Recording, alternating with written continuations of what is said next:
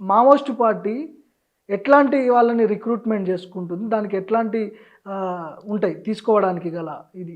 Maoist party అనేది అంటే గతంలో ఒకప్పుడు పీపుల్స్ వార్, సిపిఐఎంఎల్ పీపుల్స్ వార్గా అది స్టార్ట్ అయింది 1980 లోపల ఆ పార్టీ స్టార్ట్ అయింది.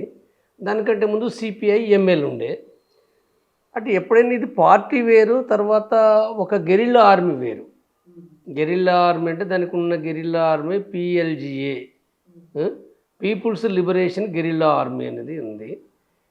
పార్టీ అని అంటే పార్టీ అనేది రెండు రకాలు ఉంటుంది. రెండు రకాలు అంటే ఒకటో పార్ట్ టైం పార్టీ మెంబర్స్, అంటే వాళ్ళు సగకాలము వాళ్ళు ఉద్యోగం చేయొచ్చు, వ్యవసాయం చేయొచ్చు, ఏదైనా చేయొచ్చు, కానీ సగకాలం మాత్రం పార్టీ కోసం వాళ్ళ యొక్క టైంను వెచ్చిస్తూ పార్టీ కోసం వెచ్చించి కార్యక్రమాలు చేయాలి. ఇందులో ఫుల్ టైం ఉంటుంది, పార్ట్ టైం కూడా, పార్ట్ టైం ఉంటుంది, ఫుల్ టైం ఉంటుంది. ఫుల్ టైం వాళ్ళు పట్టణాల్లో ఉండొచ్చు, మైదానాల్లో ఉండొచ్చు, ఫారెస్ట్లో ఉండొచ్చు. వీళ్ళు కంప్లీట్గా అంటే వాళ్ళ వృత్తి మొత్తం కూడా విప్లవమే వృత్తిగా వాళ్ళు జీవించడం అనేది. కాబట్టి ఈ రకంగా పార్టీ అనేది ఉంటుంది. కాబట్టి పార్టీలోకి రిక్రూట్ అనేది ఏతుందో, పార్టీ సభ్యులుగా రిక్రూట్ కావడం వేరు. పార్టీ సభ్యులుగా అనుకున్నప్పుడు అంటే బయట ప్రజా సంఘాల లోపల అందున్న వాళ్ళకు కూడా సంఘ సభ్యునికి పార్టీ మెంబర్షిప్ ఇవ్వడం వేరు. దాన్ని పార్టీ రిక్రూట్ అంటారు.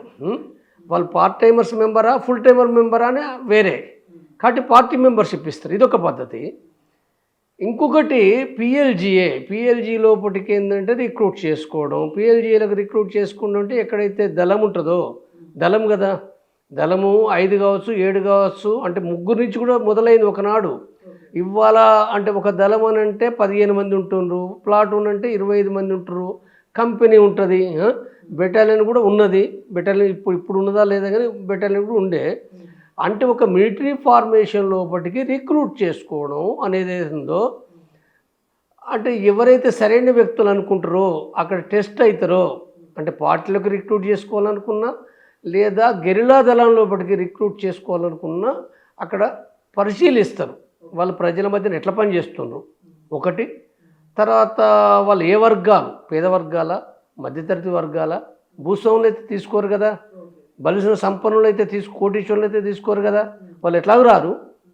కాబట్టి అగ్రకులానికి సంబంధించిన అగ్రకులం వల్ల ఎవరైనప్పటికీ అగ్రకులమా దళిత కులమా అనే కాదు సమస్య. ఏ కులం అయినప్పటికీ వాళ్ళు విప్లవానికి రావడం అంటే వాళ్ళు కొన్ని ఆలోచించుకొని వస్తుంటారు కదా, ఉత్తగా వాళ్ళు రారు కదా, భూస్వాములు అయితే రారు కదా. భూస్వాములు వచ్చినా తీసుకోరు, పార్టీలోపటికి పార్టీ మెంబర్షిప్ ఇవ్వరు. కాబట్టి వీళ్ళు ఎవరైతే ఉన్నారో వీళ్ళని తీసుకుంటప్పుడు వాళ్ళు ఏ రకంగా ఉన్నారు ప్రజానీకంలో అనేది, సంఘంలో ఎట్లున్నారు, తర్వాత వాళ్ళ క్రమశిక్షణ ఏమిటి అనేది అవుతుందో వీటిని బేస్ చేసుకొని వాళ్ళు తీసుకుంటారు. తీసుకొని వాళ్ళు కరెక్ట్గా దళంలో తీసుకోవాలనుకో, గెరిల్లా దళంలో వాళ్ళు వచ్చి పని చేయగలుగుతారా లేదా అనేది ఇవన్నీ పరిశీలించి తీసుకుంటారు. సో ఇది అంటే ఎవరిని పడితే వాళ్ళని అంత ఈజీగా తీసుకునే ప్రాసెస్ లాగా అయితే ఉండదు. అన్ని చెక్ చేసి వీళ్ళు సిద్ధాంతాలకు కట్టుబడి ఉన్నారా లేదా, అసలు పని చేయగలుగుతారా లేదా, ఇవన్నీ ఉంటాయి, ఖచ్చితంగా ఉండే తీసుకుంటారా. అంటే సిద్ధాంతం అంటే ఫస్ట్ సిద్ధాంతం ఇదంతా అందరికీ అర్థమేం కాదు. మార్క్సిజం సిద్ధాంతం ఉంది, మార్క్సిజం మొత్తం అర్థం కాదు కదా. కనీస విషయాలు కమ్యూనిస్ట్ పార్టీ అంటే మంచిది, ప్రజల కోసం పనిచేసేది. ఇప్పుడు ఈ వ్యవస్థ లోపల ఏ పార్టీలు కూడా ప్రజల కోసం పనిచేయవు.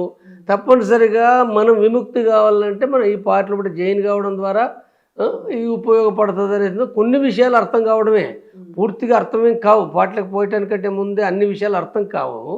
కాబట్టి ఈ రకంగా ఏంటంటే వాళ్ళు తీసుకుని ఆ తర్వాత వాళ్ళకి శిక్షణ ఇస్తారు. కంటిన్యూగా రాజకీయ అధ్యయనం కానీ మిలిటరీ కానీ ఈ అధ్యయనం ఉంటుంది. అయితే తీసుకునేటప్పుడు కొన్ని తప్పులు జరిగాయంటే జరుగుతాయి, జరిగినవి కూడా ఉన్నాయి కదా. జరిగినాయి కాబట్టి కోర్టులు వచ్చారు కదా. కోర్టు ఇప్పుడు చాలా వరకు ఏంటంటే వీలైన కాటికి సరైన వ్యక్తులనే తీసుకుంటారు. అయితే కొన్ని సందర్భంలో కూడా వచ్చి కూడా వెళ్ళిపోతారు, బలహీనంగా కూడా వచ్చి వచ్చిన వాళ్ళు చాలామంది ఉన్నారు కదా. నెలకు 10 రోజులకు 20 రోజులకే వచ్చిన వాళ్ళు చాలామంది ఉన్నారు. ఎందుకంటే అక్కడ కష్టాలను తట్టుకోలేకపోవచ్చు, వాళ్ళు ఆ క్రమశిక్షణ తట్టుకోలేకపోవచ్చు. తిరిగి మళ్ళీ కుటుంబము తర్వాత ఇవన్నీ గుర్తుకొస్తాయి కదా. కాబట్టి వీటి నుంచి ఏంటంటే వచ్చిన వాళ్ళు కూడా చాలామంది ఉన్నారు. కానీ దీనికంటే ఎక్కువగా ఏంటంటే వచ్చి ప్రభుత్వ బలగాలకు అంటే పోలీసులకు ఇంటెలిజెన్స్కి సమాచారం ఇవ్వడం అనేది ప్రమాదకరమైన విషయం. కానీ అట్లా జరిగిన సంఘటనలు కూడా ఉన్నాయి. అట్లా జరిగినవి కూడా ఏంటంటే చరిత్రలో చాలా జరిగినాయి. అంటే కోవర్ట్స్ అంటున్నాం కదా మనం, అట్లా ఆ రకంగా చేయవాళ్ళని కోవర్ట్స్. అంటే ఈ కోవర్ట్స్ అనే వాళ్ళు ముందే ప్రభుత్వము ఇంటెలిజెన్స్ వాళ్ళు ఆర్గనైజ్ చేస్తారు. నువ్వు మంచిగా ఫస్ట్ పని చేయి, సంఘంలో మంచిగా పని చేయి, ప్రజలు మంచిగా పని చేయి, వాళ్ళు చెప్పిన ప్రతి పని చేయి, 100% చేయి. తర్వాత నువ్వు మంచిగా ఉన్నావు అనుకుంటే తీసుకుంటారు. కాబట్టి తీసుకున్న తర్వాత పోయిన తర్వాత అక్కడికి పోయి మాకు సమాచారం ఇవ్వు, లేకపోతే అక్కడ తుపాకులు ఎత్తుకొని రా, ఇవే కదా కోవర్ట్స్ అంటే, ఇదే పని చేస్తారు కదా. కాబట్టి ఈ రకంగా చేస్తారు.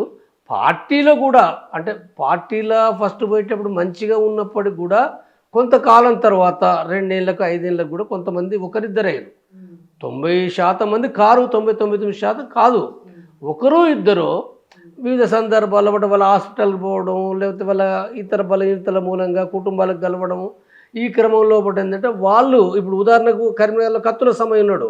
కత్తుల సమయ పార్టీలో పట్ట పనిచేసే క్రమంలో పట్ట కోవర్టాడు కత్తుల సమయ. లేదా నయీం కూడా, నయీం పనిచేసి తక్కువ కాలమే సరే యాక్షన్లో పట్ట ఉన్నాడు, ఆ తర్వాత జైలు పడ్డాడు. జైలు పడ్డ తర్వాత అతను కోవర్ట్గా మారిండు.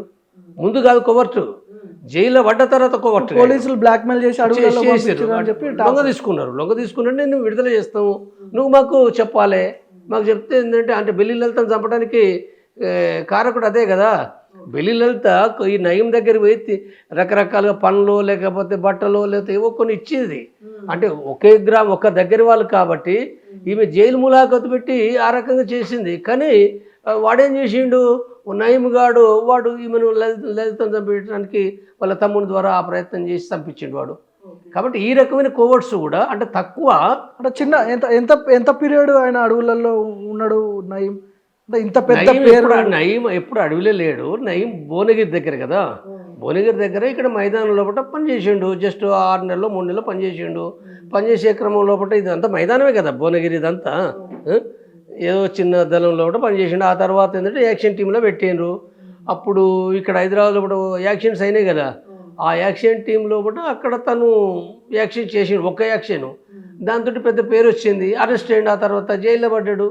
జైల్లో పడ్డ తర్వాత ఈ సమస్య వచ్చింది కదా. చాలామంది చాలా రకాలుగా చెప్తుంటారు. నక్సలైట్ ప్రేరేపిత పుస్తకాలు చదివి అడవులలోకి పోయే వాళ్ళ సంఖ్య కూడా మెజారిటీగా ఉందని చెప్తారు. మేఘగర్జన, అరణ్య, ఇలాంటి కొన్ని పేర్లు వినపడతా ఉన్నాయి. అట్లాంటి అవకాశాలు ఎంతవరకు ఉంటాయి? అంటే పుస్తకాలు చదివి అడవులలోకి పోయేంత అవకాశాలు ఎంతవరకు ఉంటాయి? ఇప్పుడు పుస్తకాలు చదివి పోయేటోళ్ళు కొద్దిమంది ఉంటారు. పుస్తకాలు అంటే చాలా సామాజిక అధ్యయనం చేసి పోయిన వాళ్ళు కొద్దిమంది ఉంటారు. అందరూ పుస్తకాలు చదివేం పోరు.